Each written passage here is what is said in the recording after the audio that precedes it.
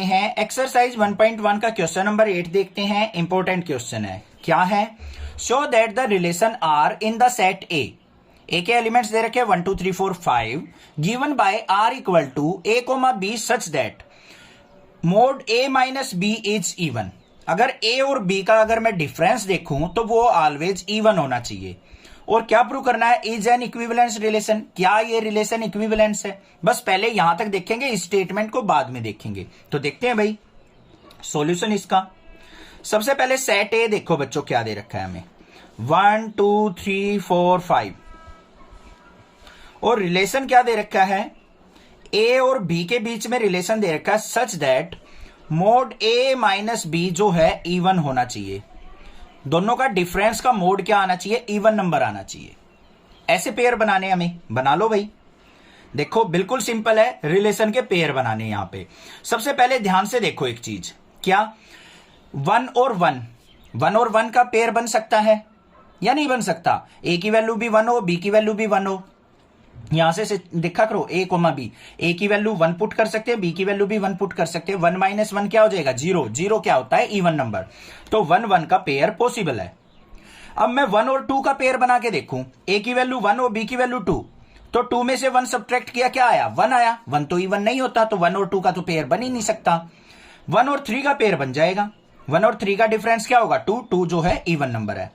3 और 1 का पेयर भी हो सकता है भाई, हो सकता है ना। 3 और 1 का उल्टा कर दो, 3 माइनस 1 करेंगे तो क्या हो गया? 2। या फिर 1 माइनस 3 करेंगे, -2 का मोड करेंगे, वो भी +2। तो ये आगे इवन नंबर हमारे। ऐसे ही हमारा 1 और 4 का नहीं बन सकता, 1 और 5 का बन जाएगा, और 5 1 का भी बन जाएगा। ऐसे ही 2 2 का भी बन जाएगा हमारा रिलेशन, क्योंकि 2 माइनस 2 करेंगे 0। 0 इज इवन नंबर। ऐसे ही हमारा 3 3 का भी बन जाएगा, और 2 के साथ हमारा किसका बन सकता है? 4 का बन सकता है। क्लियर हो गया? 2 और 4 का डिफरेंस भी इवन होगा। 3 और 5 का पेयर बन जाएगा। इस तरीके से हमारे पेयर फॉर्म हो जाएंगे। कोई दिक्कत की बात नहीं है, समझ में आ गया होगा, इतना कोई प्रॉब्लम नहीं होनी चाहिए। ठीक है, अब बात करते हैं यहां पे और किसका रिलेशन बन सकता है। एक आध और देख लेते हैं। 1,5 का बन गया हमारा, बना दिया, बहुत है, इनसे ही हो जाएगा क्लियर। अब देखो सबसे पहले हमें रिफ्लेक्सिव चेक करना है। 1 1 2 2 3 3 ये सब रिलेशन के अंदर प्रेजेंट है, तो यहां पे क्या लिखेंगे? 1 1 2 2 3 3 बिलोंग्स टू रिलेशन। रिलेशन से बिलोंग कर रहे हैं, तो ये क्या हो गया हमारा?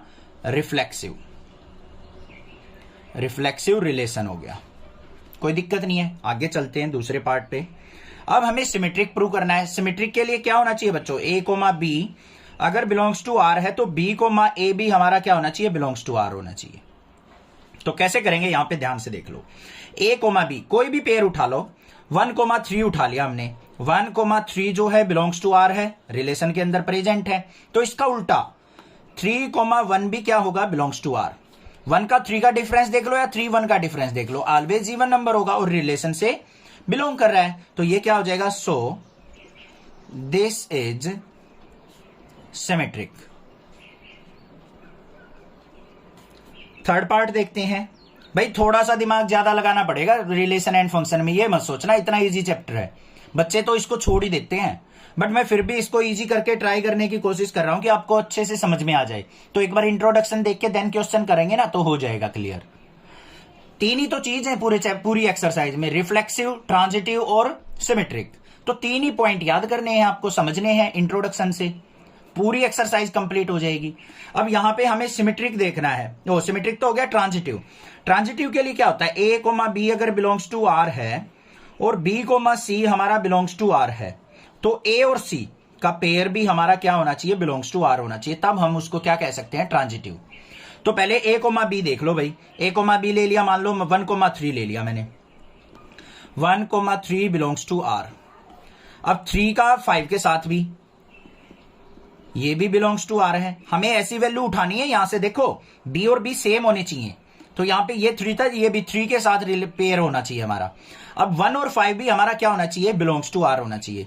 1 5 बिलोंग्स टू आर। देखो भाई 1 और 5 भी है हमारा बिलोंग्स टू आर, तो ये क्या हो जाएगा? So this is transitive. This is transitive. बस ये चीज हो गई, हमारा पहले का सॉल्यूशन हो गया, पहले पार्ट का। आगे देख लेते हैं और क्या पूछ रखा है। So that all the elements 1 3 5 are related to each other. यहीं तक रुको। उसने क्या कहा है, एक सेट है 1 3 5 का, वो आपस में एक दूसरे से रिलेट करते हैं। बिल्कुल कर रहे हैं। क्यों कर रहे हैं? हमें इनका डिफरेंस क्या होना चाहिए बच्चों? Even number. 1 का 3 का भी इवन नंबर आएगा डिफरेंस, 1 5 का भी, 3 5 का भी और 5 1 का भी। सब आपस में डिफरेंस क्या दे रहे हैं? इवन नंबर दे रहे हैं। तो यहां पे क्या लिख देंगे? 1 3 5 are related to each other, related to each other. अब रीजन लिखना है यहां पे, as difference between them is even. उनके सारे एलिमेंट्स का आपस में डिफरेंस क्या है? इवन नंबर है, इसलिए वो रिलेट कर रहे हैं। अब 2,4 देख लो। 2,4, 2 और 4 का डिफरेंस क्या है? Even number. 4,2 का भी डिफरेंस क्या है? Even number. तो यहां पे 2 4 भी क्या है? Are related to each other. Difference क्या है? Difference is even. ये भी हो गया। बट उसने क्या कहा है? But no element of 1 3 5 is related to element 2 4। 1 3 5 2 4 के साथ रिलेट नहीं करते, बिल्कुल नहीं करते भाई। ध्यान से देखो, 1 और 2 का डिफरेंस देखो, 1 होता है, इवन नंबर नहीं होता तो रिलेशन बना ही नहीं। 3 और 4 का देख लो, इनके बीच में भी डिफरेंस 1 का है, ये भी रिलेशन नहीं बन रहा है। 5 और 2 का देख लो, डिफरेंस कितना आ रहा है? 3, ओड नंबर होगा।